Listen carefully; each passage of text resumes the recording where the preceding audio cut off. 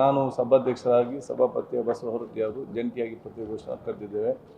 ನಮ್ಮ ಜೊತೆಯಲ್ಲಿ ಉಪ ಸಭಾಧ್ಯಕ್ಷರಾದಂಥ ಗೊತ್ತಂಥ ರುದ್ರಪ್ಪ ಮಾನಪ್ಪ ಲಮ್ಮಣಿಯವರು, ನಮ್ಮ ವಿಧಾನ ಸಭೆ ಕಾರ್ಯದರ್ಶಿಯವರು, ವಿಧಾನ ಪರಿಷತ್ ಕಾರ್ಯದರ್ಶಿಯವರು, ಅಧಿಕಾರಿಗಳು ಇದ್ದಾರೆ.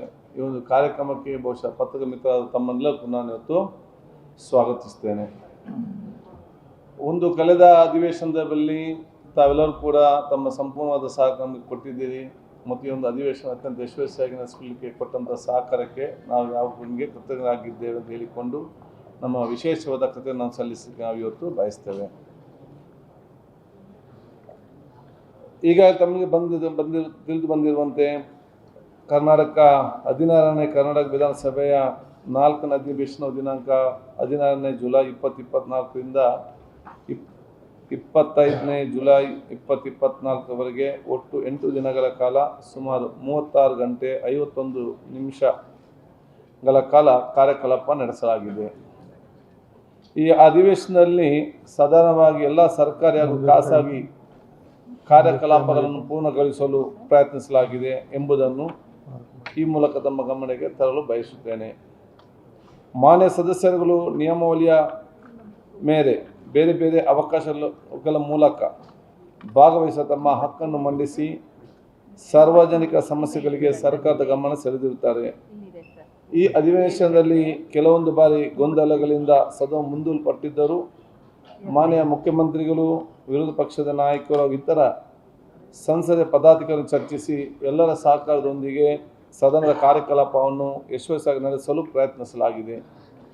ದಿನಾಂಕ 24 ಜುಲೈ 2024ರಂದು ಬುಧವಾರ ಮತ್ತು 25 ಜುಲೈ 2024ರಂದು ಗುರುವಾರ ದಿನಗಳಂದು ವಿಧಾನಸಭೆಯ ಕಾರ್ಯಕಲಾಪ ಸಂದರ್ಭದಲ್ಲಿ ಮಾನ್ಯ ವಿರೋಧ ಪಕ್ಷ ಸದಸ್ಯರು ಧರಣಿ ಇರುವ ಸಂದರ್ಭದಲ್ಲಿ ಸದನವನ್ನು ಹಲವು ಬಾರಿ ಮುಂದೂಡಿ ಮಾತುಕತೆ ಮೂಲಕ ಅವರುಗಳನ್ನು ಕಾರ್ಯಕಲಾಪದಲ್ಲಿ ಭಾಗವಹಿಸಲು ಮತ್ತು ಕಾರ್ಯಕಲಾಪವನ್ನು ಸುಗಮವಾಗಿ ನಡೆಸಲು ಪ್ರಯತ್ನಿಸಿ ಕೂಡ ಧರಣಿಯನ್ನು ಮುಂದುವರಿಸಿದ ಸಂದರ್ಭದಲ್ಲಿ ಅನಿವಾರ್ಯವಾಗಿ ಸರ್ಕಾರಿ ಹಾಗೂ ಕಾರ್ಯಕಲಾಪಗಳನ್ನು ನಡೆಸಬೇಕಾದಂಥ ಸಂದರ್ಭ ಒದಗಿದು ಅತ್ಯಂತ ವಿಷಾದಕರ.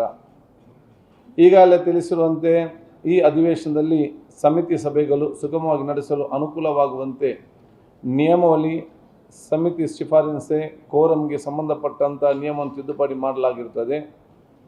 ಸ್ಥಾಯಿ ಸಮಿತಿಗಳ ಅವಧಿಯು ದಿನಾಂಕ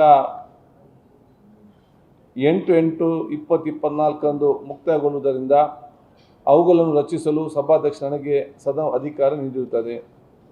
ಭಾರತದ ಲೆಕ್ಕ ನಿಯಂತ್ರಕರು ಮತ್ತು ಮಹಾಲೆಕ್ಕ ಪರಿಶೋಧಕರು ರಾಜ್ಯ ಸರ್ಕಾರದ ಹಣಕಾಸಿನ ವ್ಯವಹಾರಗಳ ಮೇಲೆ ನೀಡಿರುವ ಲೆಕ್ಕ ಪರಿಶೋಧನಾ ವರದಿ, ಅಂಗವಿಕಲ ವ್ಯಕ್ತಿಗಳ ಹಕ್ಕುಗಳ ಅಧಿನಿಯಮ 2012 ಕಾಯ್ದೆಯ ಅನುಷ್ಠಾನ ಮೇಲಿನ ಕಾರ್ಯನಿರ್ವಹಣಾ ವರದಿ ಹಾಗೂ ಸಾರ್ವಜನಿಕ ವಲಯ ಉದ್ಯಮಗಳ ಮೇಲಿನ ಅನುಸರಣ ಲೆಕ್ಕ ಪರಿಶೋಧನಾ ವರದಿಯನ್ನು ಸದನ ಮಂಡಿಸಲಾಗಿರುತ್ತದೆ.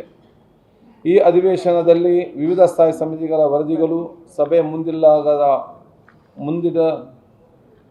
ಮುಂದಿಡಲಾದ ಕಾಗದ ಪತ್ರಗಳು ಸಂಬಂಧಿಸಿದಂತೆ ಒಟ್ಟು 23 ಅಧಿಸೂಚನೆಗಳು ಮತ್ತು 146 ವಾರ್ಷಿಕ ವರದಿಗಳು, 160 ಲೆಕ್ಕ ಪರಿಶೋಧನಾ ವರದಿಗಳು, 5 ಅನುಪಾಲನಾ ವರದಿಗಳು, 4 ಅನುಸರಣಾ ವರದಿ ಹಾಗೂ 1 ಲೆಕ್ಕ ತಪಾಸಣಾ ವರದಿಯನ್ನು ಸದನದಲ್ಲಿ ಮಂಡಿಸಲಾಗಿದೆ.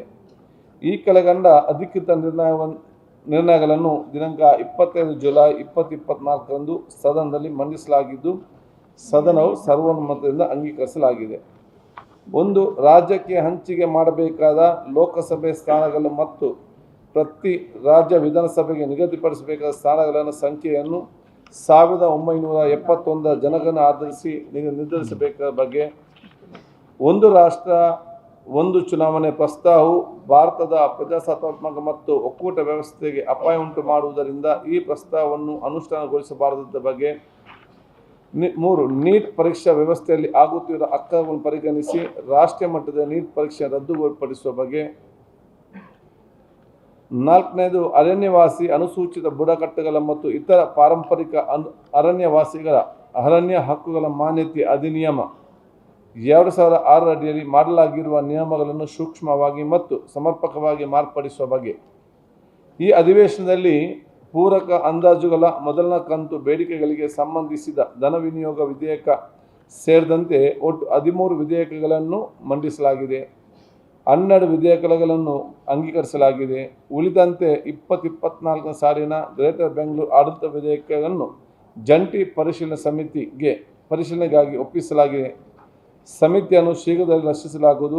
ಕರ್ನಾಟಕ ವಿಧಾನಸಭೆಯಿಂದ ಅಂಗೀಕಾರವಾದ ರೂಪದಲ್ಲಿ ಮತ್ತು ವಿಧಾನ ಪರಿಷತ್ತಿನಿಂದ ತಿದ್ದುಪಡಿಗಳೊಂದಿಗೆ ಅಂಗೀಕಾರವಾದ ರೂಪದಲ್ಲಿರುವ 2024 ಸಾಲಿನ ಕರ್ನಾಟಕ ಸಹಕಾರ ಸಂಘಗಳ ತಿದ್ದುಪಡಿ ವಿಧೇಯಕ ಹಾಗೂ ಕರ್ನಾಟಕ ಸೌಹಾರ್ದ ಸಹಕಾರಿ ತಿದ್ದುಪಡಿ ವಿಧೇಯಕಗಳನ್ನು ಪುನರ್ ಪರ್ಯಾಲೋಚಿಸಿ ಅಂಗೀಕರಿಸಲಾಗಿದೆ. ದಿನಾಂಕ 15 ಜುಲೈ 2024ರಿಂದ 25 ಜುಲೈ 2024ವರೆಗೆ ಸದಸ್ಯರ ಹಾಜರಾತಿಯನ್ನು ಪರಿಗಣಿಸಿದಲ್ಲಿ 89% ಹಾಜರಾತಿ ಇದ್ದುದು ತಮ್ಮ ಗಮನಕ್ಕೆ ತರಬಯಸುತ್ತೇನೆ. ಕಾರ್ಯಕಲಾಪಗಳನ್ನು ಸಮಯಕ್ಕೆ ಸರಿಯಾಗಿ ಪ್ರಾರಂಭಿಸಲು ಅನುಕೂಲವಾಗುವಂತೆ ಸದನಕ್ಕೆ ಪ್ರತಿದಿನ ಪ್ರಪ್ರಥಮವಾಗಿ ಹಾಜರಾಗುವ 23 ಸದಸ್ಯರನ್ನು ಗುರುತಿಸಿ ಅವರಿಗೆ ಗೌರವಿಸುವಂಥ ಕಾರ್ಯಗಳನ್ನು ಮುಂದುವರಿಸಲಾಗಿದೆ. ದಿನಾಂಕ 15 ಜುಲೈ 2024ರಿಂದ ದಿನಾಂಕ 25 ಜುಲೈ 2024ವರೆಗೆ ನಡೆದ ಅಧಿವೇಶನದ ಒಟ್ಟು 8 ದಿನಗಳ ಅವಧಿಯಲ್ಲಿ ಅಧಿವೇಶನವನ್ನು ವೀಕ್ಷಿಸಲು ಶಾಲಾ ಕಾಲೇಜುಗಳ ವಿದ್ಯಾರ್ಥಿಗಳು ಸೇರಿದಂತೆ ಸಾರ್ವಜನಿಕರು ಒಟ್ಟು 23,551 ಮಂದಿ ಆಗಮಿಸಿ ಸದನದ ಕಲಾಪವನ್ನು ವೀಕ್ಷಿಸುತ್ತಾರೆ. ಮಾನ್ಯ ಸಭಾಧ್ಯಕ್ಷರ ಗ್ಯಾಲರಿಗೆ 4,525, ಸಾರ್ವಜನಿಕರು 3,406, ಶಾಲಾ ಕಾಲೇಜು ವಿದ್ಯಾರ್ಥಿಗಳು 15,620. ಸದನದ ಕಲಾಪವನ್ನು ವೀಕ್ಷಣೆಗೆ ಆಗಮಿಸಿರುವ ವಿದ್ಯಾರ್ಥಿಗಳಿಗೆ ಬ್ಯಾಂಕ್ವೆಟ್ ಸಭಾಂಗಣ ಮುಂಭಾಗದಲ್ಲಿ ಕುಳಿತುಕೊಳ್ಳುವ ವ್ಯವಸ್ಥೆ ಮತ್ತು ತಂಪಾದ ಪಾನೀಯ ಕುಡಿಯುವ ನೀರಿನ ವ್ಯವಸ್ಥೆಯನ್ನು ಕಲ್ಪಿಸಲಾಗಿತ್ತು. ದಿನಾಂಕ 24 ಜುಲೈ 2024ರಂದು ಬುಧವಾರದಂದು ಸದನದ ಕಲಾಪವನ್ನು ವೀಕ್ಷಿಸಲು ಒಂದೇ ಬಾರಿ ಸುಮಾರು 600 ಶಿಕ್ಷಕರು ಆಗಮಿಸಿರುವುದು ವಿಶೇಷವಾಗಿದ್ದು ಅವರುಗಳನ್ನು ಸದನದ ವತಿಯಿಂದ ಅಭಿನಂದಿಸುವುದನ್ನು ಕೂಡ ತಮ್ಮ ಗಮನಕ್ಕೆ ತರಬಯಸುತ್ತೇನೆ. ಈ ಅಧಿವೇಶನ ಸಂದರ್ಭದಲ್ಲಿಯೂ ಸದನ ಬೆಳಿಗ್ಗೆ 10 ಗಂಟೆಗೆ ಮತ್ತು ವಾರದ ಅಂತಿಮ ದಿನಗಳಂದು ಬೆಳಿಗ್ಗೆ 9:30 ಗಂಟೆಗೆ ಪ್ರಾರಂಭಿಸಲಾಗಿರುವುದು ತಮಗೆ ತಿಳಿದ ವಿಷಯ. ಮಾನ್ಯ ಸದಸ್ಯರುಗಳು ವಿಧಾನಸಭೆ ಕಾರ್ಯಕಲಾಪಗಳಲ್ಲಿ ಸರಿಯಾಗಿ ಆಗಮಿಸಿ ಭಾಗವಹಿಸಲು ಅನುಕೂಲವಾಗುವಂತೆ ಅವರಿಗೆ ಬೆಳಗಿನ ಉಪಹಾರ, ಮಧ್ಯಾಹ್ನದ ಭೋಜನ ವ್ಯವಸ್ಥೆಯನ್ನು ಏರ್ಪಡಿಸಲಾಗುತ್ತದೆ. ಅದೇ ರೀತಿ ತಮಗೂ ಸದಾ ಸಹದ ವ್ಯವಸ್ಥೆಯನ್ನು ಕಲ್ಪಿಸಲಾಗಿರುತ್ತದೆ. ತಮಗೆಲ್ಲರಿಗೂ ನನ್ನ ವಿಶೇಷವಾದ ಮತ್ತೊಮ್ಮೆ ಕೃತಜ್ಞತೆ ಸಲ್ಲಿಸಲಿ ಬಯಸಿ, ಬಹುಶಃ ಒಂದೇ ವಿಚಾರ ಅಂತ ಹೇಳಿದರೆ ನಮ್ಮದು ಬಹುಶಃ ಒಂದು ದಿವಸ ಮುಂಚಿತವಾಗಿ ಕೊನೆಗೊಂಡದ್ದು ಮಾತ್ರ ಸ್ವಲ್ಪ ನಮಗೆ ಸ್ವಲ್ಪ ಬೇಸರದ ವಿಷಯ ಅಂತ ಹೇಳಲಿಕ್ಕೆ ನಾನು ಇವತ್ತು ಬಯಸುವಂಥದ್ದು.